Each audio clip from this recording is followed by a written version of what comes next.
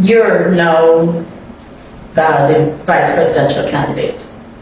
How do you think your bid for to be the vice president of Guyana would fare? How well would it fare to the electorate that we have? Guyana has Vice President Bharrat Jagdeo now as the vice president, and he is a former president, served 2 terms. He has this wealth of experience. How do you think he would stand as a pick compared to Vice President Bharrat Jagdeo?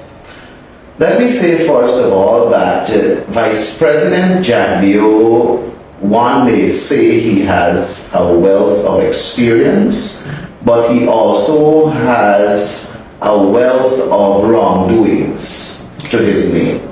We have to measure the fact that not only does he come with those years of experience in governance, but he comes with a lot of baggages. And that's primarily important to the younger generation.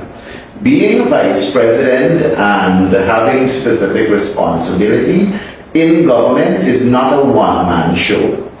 And as the country's vice president in waiting, myself talking here about, I will have experienced people. I will have people who know the system, who can contribute, and who can bring about the change that is needed with a breath of fresh air to leadership. I want to focus primarily on good governance, accountability, and transparency. You see, for me, it is not about who is singularly occupying an office, but ensuring that there are structures and systems that are solid, that no one individual can trample upon or change. Currently under Bharrat Jagdeo and Irfan Ali, we see a dysfunctional system. We see a broken structure. When you look, for example, at the tender boards that are responsible for awarding of contracts, it is filled with politically appointed people who are subject to political directives and political instructions. So it breaks down the actual intent of what the tender board is supposed to do to ensure transparency, good governance, and accountability. What I would like to see is that the membership of the tender board be professional people who assess these bids based on their merit and based on what is submitted. I would also like to see at least one opposition member present on all of these tender boards so that they will act to the oversight, so that we can ensure and guarantee that they cannot be accused of any form of corruption.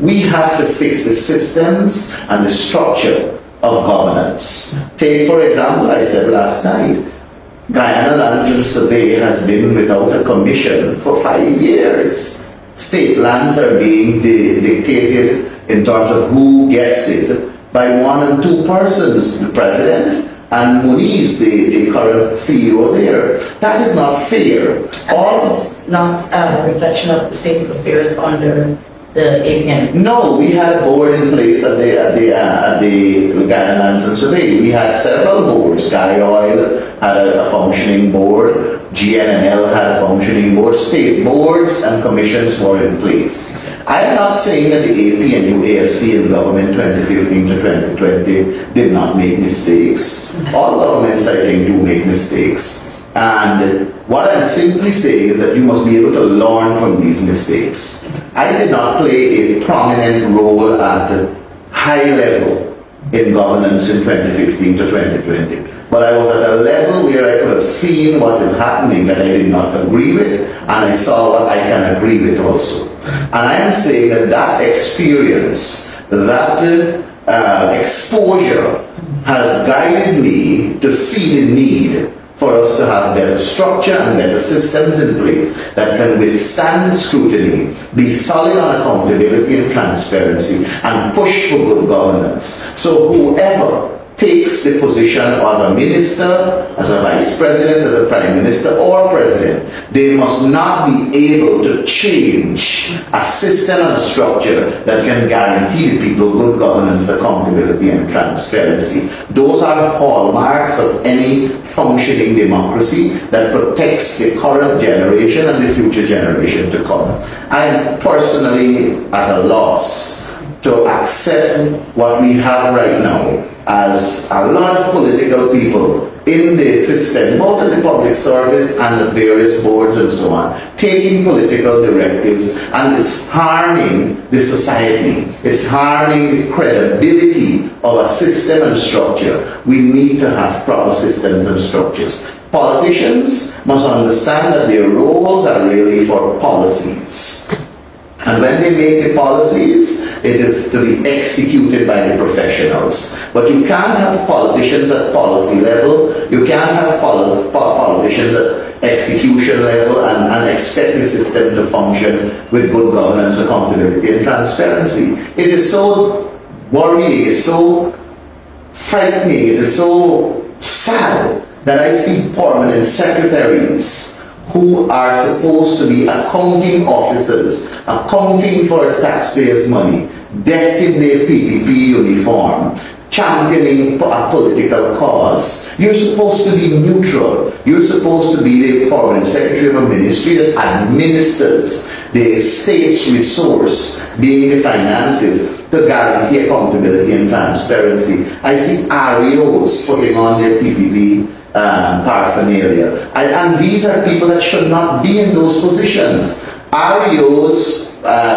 permanent secretaries, deputy permanent secretaries, education officers, those... Permanent secretaries are in most cases appointed by the president, right? And it's expected. It is expected that the appointees be professionals, be qualified and certified to act in a capacity of management, because when there are corrupt practices and when they appear in front of the Public Accounts Committee, they are appearing there to account for the state's resources, and they're expected to be professional and not politicians or politically aligned. And that's a problem we have had in the past, and we need to get rid of that. These positions should be positions that are held by technocratic people, or should be held by people who are ably qualified and certified for it. Look at, for example, the REOs in the respective regions. 2 of them reached out to me and said that they were asked to provide financial assistance to cover transportation and meals for a political activity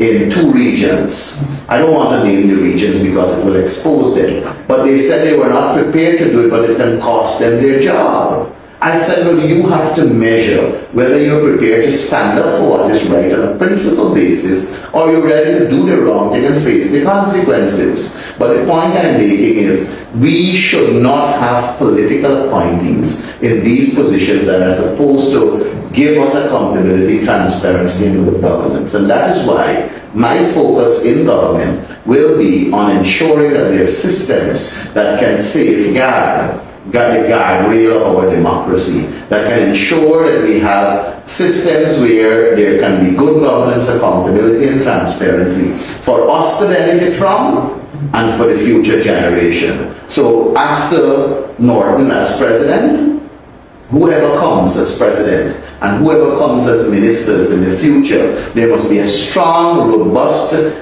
enshrined system and structure that they cannot break easily or try to play around, meander their way around to increase corruption as we have right now. Corruption is at a different level right now, Abina. Corruption is at a different level. Nepotism, cronyism, contract awarding, bribery, all of these things are really not good for our society and our future generation. And we gotta fix it.